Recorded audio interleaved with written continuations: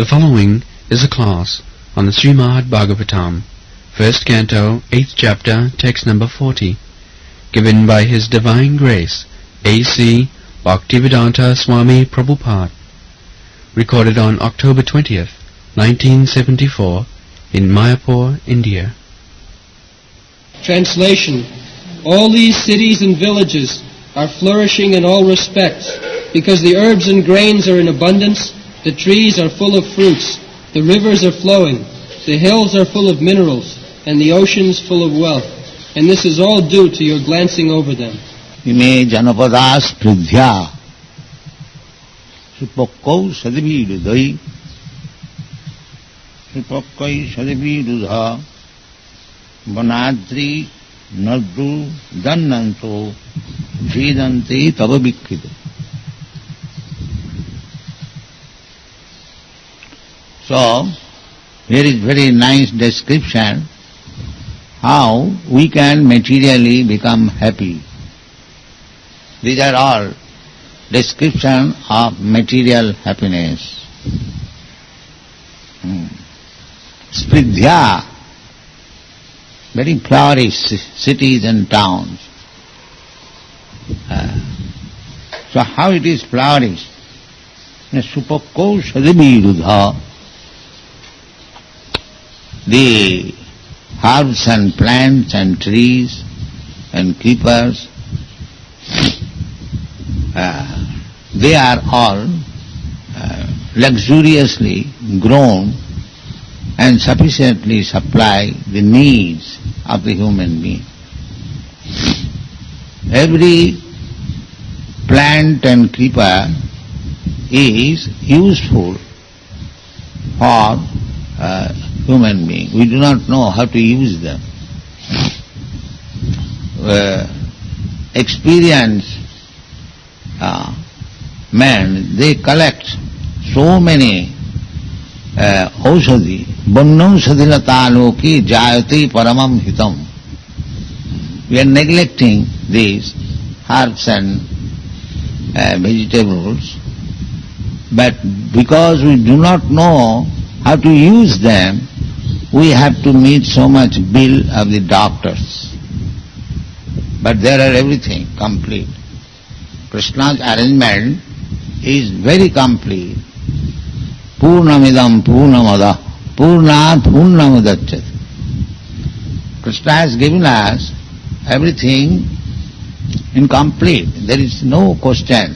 Although we have come to this material world for undergoing some tribulation on account of our rebellious attitude towards Krishna.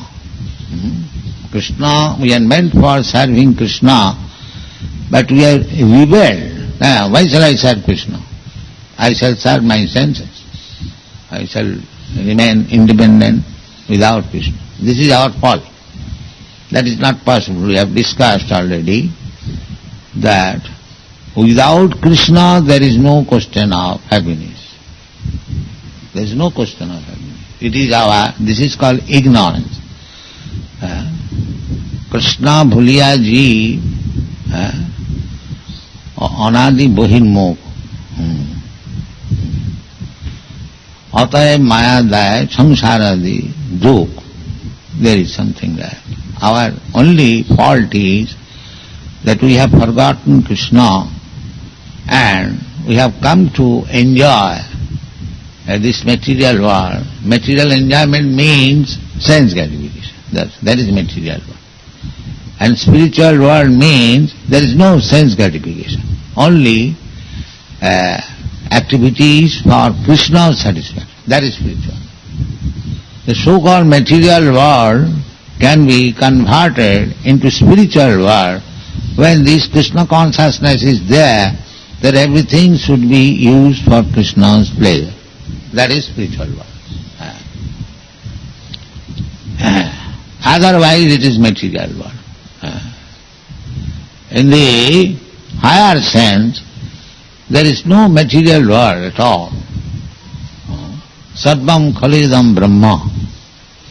Everything Krishna and Krishna's energy. So Krishna's energy is not different from Krishna. Just like the sunshine is not different from the sun, although sun is millions and millions of miles away, still we can feel what is the sun by feeling the energy of the sun, the sunshine. We can understand that sun is complete heat and light. Although we cannot go to sun, but by the sunshine we can understand. Similarly, we can understand Krishna by his different energies. Parasya Shakti Vividhaiva Sriyat. He has got multi-energies. So these plants and creepers, they are also produced out of Krishna's energy, and we take advantage of them. So if we want to be happy, these things are required. What is that? Imi Janapada Spidda. Janapada, cities and towns, we require. Because we are human beings, we cannot live in the forest. There are certain uncivilized human beings, they are meant for living in the forest because they are not civilized. But civilized men, they require nice towns, cities, full of gardens, parks, and nice roads and paths, nice buildings. They are all described in the Srimad Bhagavatam about the Dwarka city, Mathura city in those days. Still, there are some samples. In Mathura you will find that outside the city there are many gardens. The gardens, formerly the guests, kings and big men, when they become guests, these garden houses were meant for them. We get this information from many Vedic literature.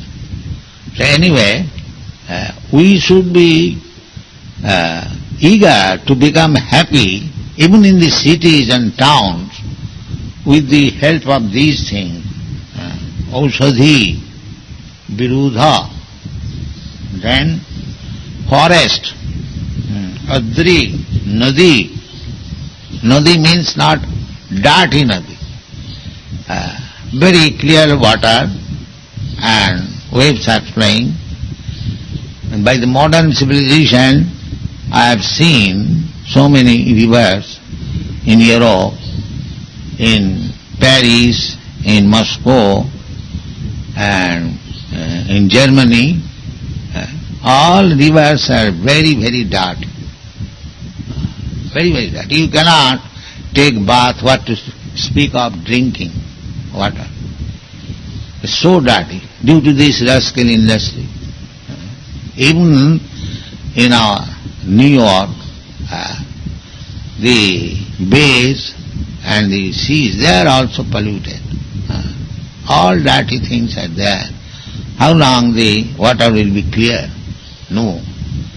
The rivers, at least the rivers in the city, they should be kept very clean.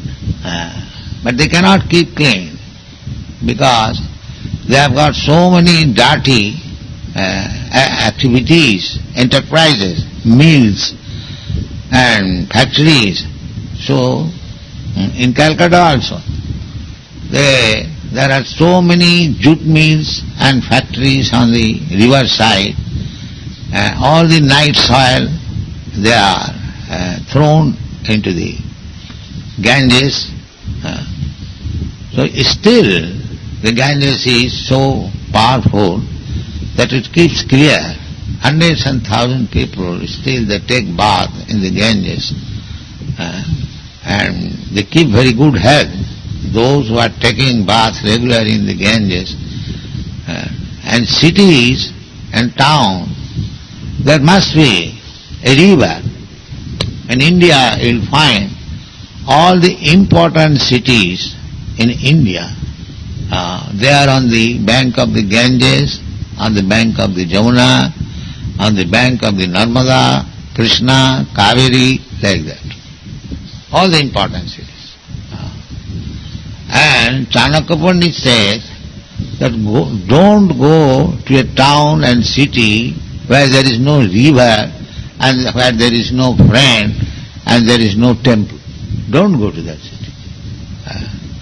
If there is no river, no friend and no temple, then that is a great city, is a great forest. So that is forbidden. So we should be happy with these things. Cities and town does not mean big slaughterhouse, cinema, brothel and factories and all dirty things. Here it is not mentioned. Here Kunti Devi says, Imi janapada spridhya supakko aushadhi virudha. She never said that these towns and cities are flourishing on account of having so many industries, slaughterhouse, brothels, cinema, clubs, nightclubs, not like that. There is no such thing in those days. These are modern inventions to make the whole world hellish. Otherwise, people would be, if you want to be rich, then you can get riches. Where from? Bonadri, Nadi, Uddannato, from seas, from river, from hills. You can get valuable jewels, gems, pearls from these natural sources. So India's wealth, formerly, it was depending on these things, gold, silver, jewel, pearl, silk, not industry. And from the forest, from the herbs, from food grains, all natural products. So, from the river, the saintly person, they dependent mostly on the river side. Anywhere they will put a cottage on the river. Still, that is going on.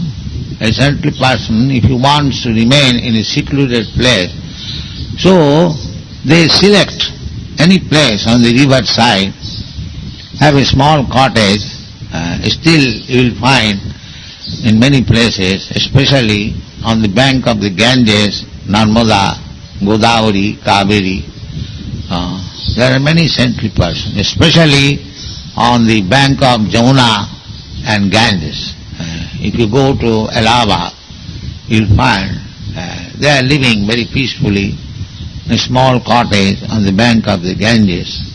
When Narad Muni made the hunter a disciple, so he dragged him to the riverside, Ganges, and gave him a tulsi plant that you sit down here and chant Hare Krishna mantra, and the tulsi plant is here to offer obeisances.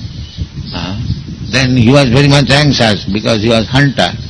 He has been stopped his main business, killing business. So he was thinking that my Guru Maharaj may not cheat me. He has stopped my business. He has broken my bows and arrows, and now he has dragged me here to sit down and chant Hare Krishna. Then he asked, what about my food, sir? I will sit down here also. The Narad Muni assured him that don't bother, I will send you your food. You sit down here, you chant, and I will send you your food. So he was little doubtful. Anyway, these news, as soon as the news spread in the neighboring places, that a hunter has become a Vaishnava. So out of curiosity, people used to come to see the hunter Vaishnava. The hunter, when one is Vaishnava, he is no longer a hunter or belonging to any caste. But people used to say the hunter Vaishnava. So, it is the custom of grihasthas that when a grihastha goes to see a saintly person, he should bring some gift. Never mind however insignificant it is, at least one palmful of rice or dal or atta, put there. Give something. If one comes to the temple, here are many temples in India still. People come there with one who hasn't got many things, but he brings one palmful of atta or rice or dal. This is useful. And in the temple there are 3 pots. They put dal in the dal, atta in the atta, and rice in the rice.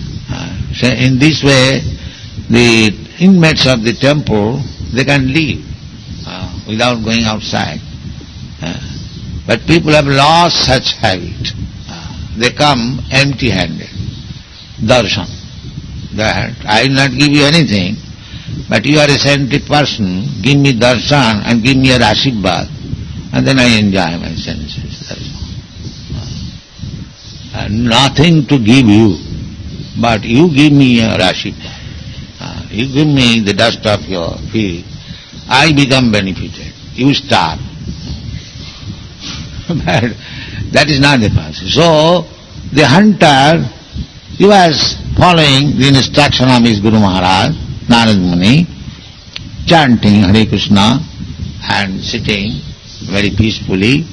The people would come and they were supplying. So many people came, heaps of atta, heaps of rice, heaps of vegetables. So he became little agitated. What shall I do with so much quantity? Why he is sending so much? We are simply 2, husband and wife. So why he is sending? So actually, for Vaishnava, who is dependent on Krishna, there is no one, there cannot be. Yogakshemam vahamaham tisam nityabhijuktanam. If one is actually dependent on Krishna, there is no question of scarcity. That is the Sukadeva Goswami's instruction. Kasmad bhajanti kavayu dhanadunmadandhan. He says to the saintly person to become independent. So he advises that why you are anxious for bedding. There is very nice grass and you have got pillows, these hand, arms. He can lie down here and what is the necessity of keeping a water pot? Because the sannyasi, even giving up everything, he keeps one water pot. So Sukadeva Goswami criticizes, what is the use of keeping water pot? You have your pump, you can take water from the river and drink. Chirani kingsan pathina santi, and old cloth thrown away.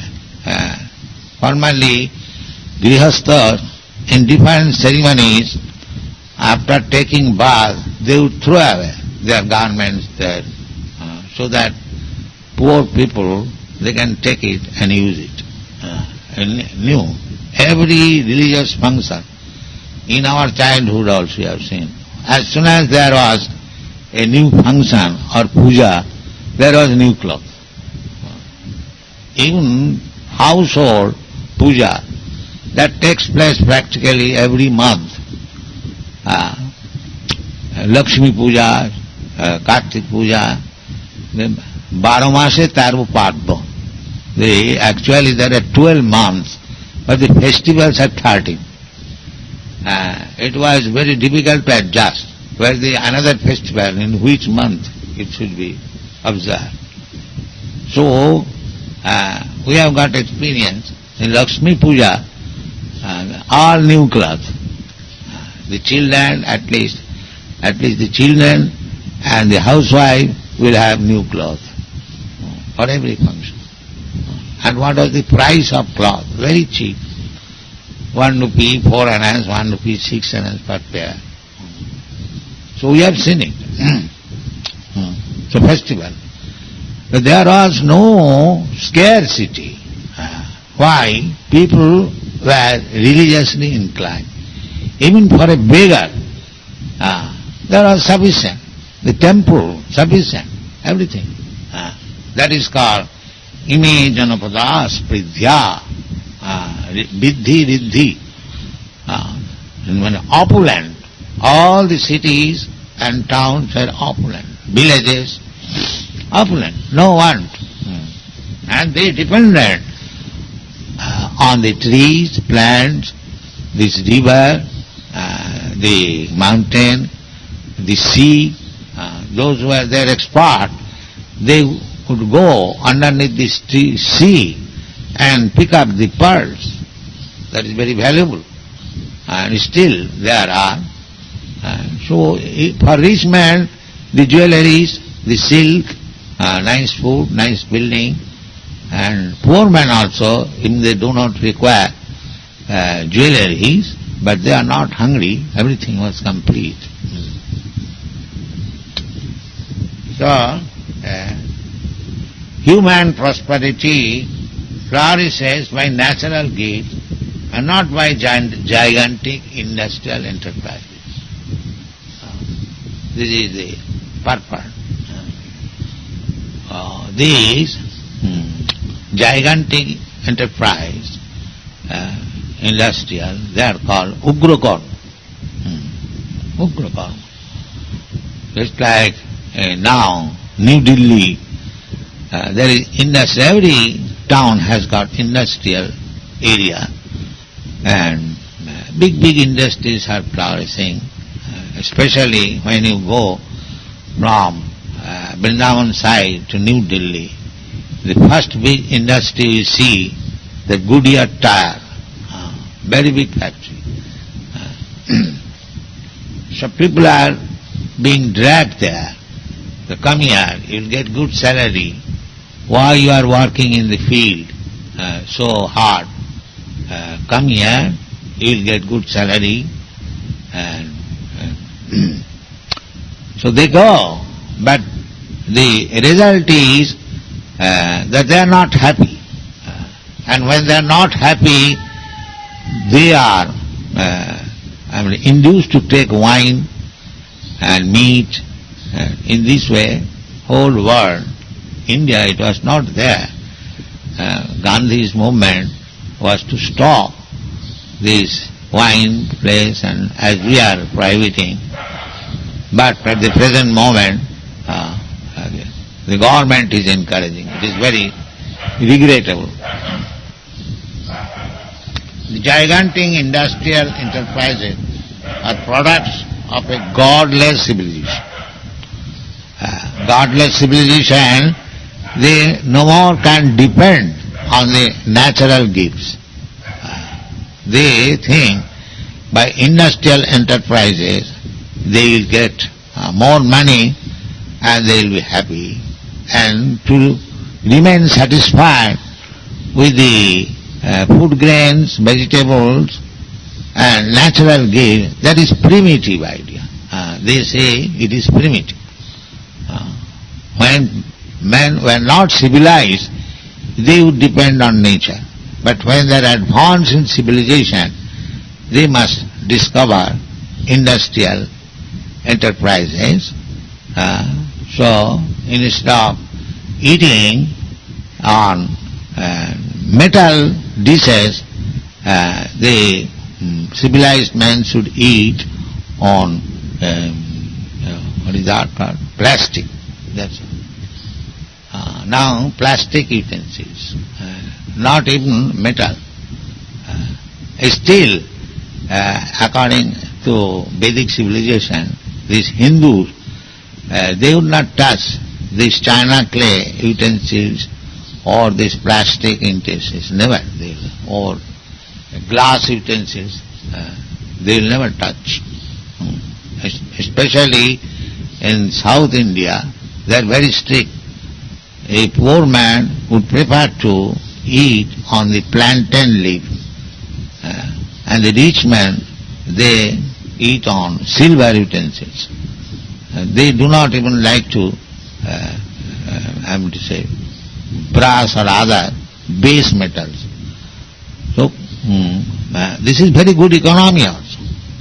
If you have got metal utensils, if you are in need of money, you can get immediately in exchange some money. There are pawn shops. So they will keep anything, a good Banarasi sari or metal utensils or ornaments, if you need village bankers. Immediately, poor man, suppose if you require 5 rupees, 10 you haven't got. But how to get the money? You take something from your household paraphernalia and go to the pawn maker, you get money. You are now relieved from the present anxiety. Then again you get back. But what is this? China clay, the China pots and this plastic pot will bring? No, nothing. From economic point of view, this is also very good. So depend on nature. So the more we go on increasing such troublesome industry to squeeze out the vital energy of the human being, the more there will be unrest and dissatisfaction. That is practical.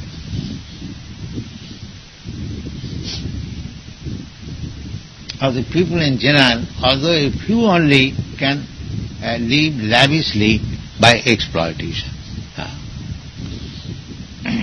So our Krishna consciousness movement is all round. If people understand that this is a religious movement, no, religious movement is a different thing. Krishna consciousness movement, Krishna, it is not our manufactured ideas. Krishna speaks in the Bhagavad Gita to make people Krishna conscious.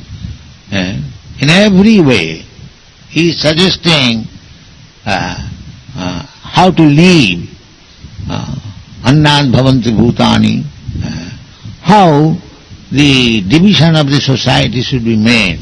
Chatupannang maya system, gunakarma vibhagas. Everything, social, political, and political also, he is enthusing Arjuna, you must fight. They have committed so much injustice upon you, so you must fight. Don't consider that he is your brother, he is your... even when Arjuna said, yes, this is all right, I will fight with my enemies, but how can I kill Bhishma Dev? He is not my enemy, he is my maintainer, my grandfather. We lost our father at early age. He took care. How can I kill? How can I kill my teacher, Dronacharya? But Krishna supported that you must kill them. Why? Because they have taken the wrong side. Because Bhishma Dev, in spite of his becoming so learned, still he has gone to the side of the Duryodhana.